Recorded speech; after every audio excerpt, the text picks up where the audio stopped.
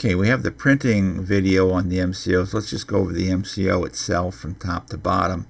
This is the front, of course, and at the very top in that blank area there goes your name as a manufacturer, and you can just type that, or you can use your logo. You'll have the word-based template to do this, and once you set it up once for your printer and computer or with your logo, etc., you're going to have it set up. You save it and you're good to go. It may be a little bit of hassle at first, but if you want to take your company logo and insert that in there as an image file in that Word template, that's a good start. And the other way to do that is to just print a bunch of these up, do your own template with that logo, and again print off a test on a blank sheet of paper so you can hold it up over the MCO and make sure you get it in the right spot, and then print a bunch of them with your logo on them, and then go back and do the data using the original template I got you. Either way will work. And that's kind of nice to have your logo up there, not just your name typeset, so I'll let you figure out how you want to do that. The advantage to the MCOs that I get you is they'll print on an inkjet printer or a laser printer, either one. Now most MCOs will just print on a laser printer, and so the reason I get the materials to you that I get to you is that most of my clients are starting off in a simple situation, and they're always going to have an inkjet printer, hopefully, but probably not a laser printer and so forth. So you get to decide what you want to do there. On the MCOs, it's just as easy to stick with that. A different printer might work better for doing a more professional and simpler, easier, slicker way to do your labels, your VIN labels and your tire placard labels, but this works great for the MCOs. So then you take the data template and you'll print in the information and print it out on a blank sheet of paper first. Make sure everything lines up. There's a video that shows you how to do all that here as well, more specifically, and demonstrates it. And but on the upper left, let's go over some of this. On that data area is the date. Then to the right, the invoice number. Then there's the vehicle identification number, the model year. You won't be able to really do a previous model year.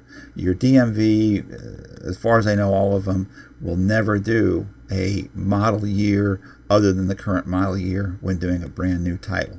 So if you've got one that's 2 years old or 10 years old, they're probably going to still call it, regardless of the VIN number and everything else, current model year. Their computers usually won't let them print up a first title for a vehicle that other than the current year.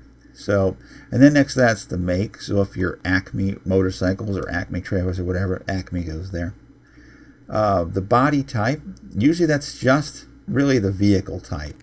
So motorcycle or trailer or LSV. But if you want to hyphenate that and put in trailer hyphen flatbed or whatever the trailer is, that's fine also. They may or may not care or want that. I don't think it's a bad idea. You get over there on this one, I've typed in an area for component type that's not actually on the MCO template. You can always do that if you're doing an engine or a frame or whatever. And then there's the shipping weight. Now that can be a guess. A good guess, but a guess. So if you don't have a way to weigh your vehicles easily or whatever, a good guess is probably fine. That's just the dry weight of the vehicle. Correspondingly, we have the GVWR on that bottom line, second from the left. We're going to talk about that while we're talking about the shipping weight. The GVWR is the gross vehicle weight rating. That's the shipping weight, the dry weight of the vehicle. Again, a good guess. Plus whatever you say the loaded capacity of the vehicle is. If you've got a 1,000 pound trailer and you say it ought to carry 2,000 pounds worth of load, then the GVWR is that total 3,000 pounds.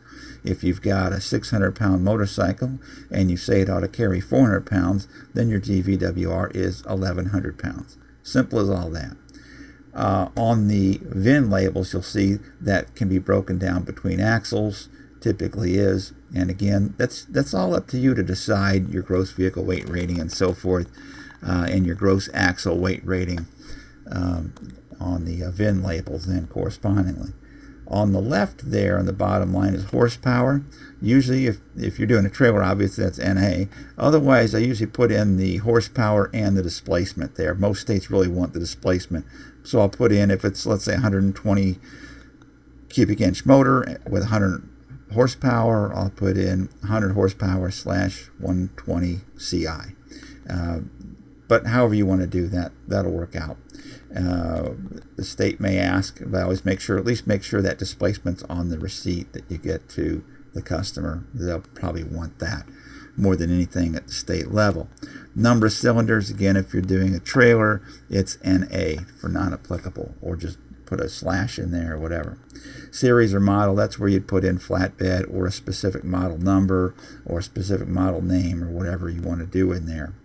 We get towards the middle of the form here, we see dealership, distributorship, and if you are doing direct sales to the public, that I usually just put in the name of that buyer there, so that I'm actually signing over the front of the MCO directly to the buyer. Typically the MCO is just set up for 90% of new vehicle sales, which go from a manufacturer to a dealership, and then on the back, the transfer space in the back transfer from the dealership to the buyer.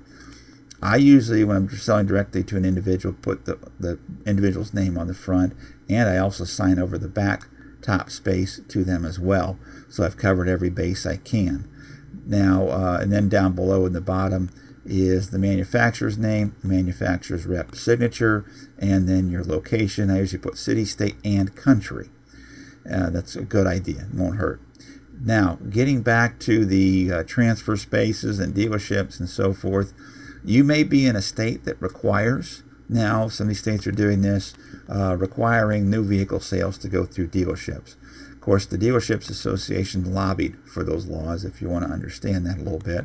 And it works out okay. Even if you don't want to become a dealership, we found it's very easy to find a dealership that'll play ball with you. Even new car dealers tend to work with you for a small fee, do your dealership, sign off on your titles and your title process. In addition, they usually do the titling process and even sometimes the registration process, all depending on the state. But what we found is it actually works pretty slick, because a lot of times they'll be basically the DMV and save you or your customer a trip to the DMV.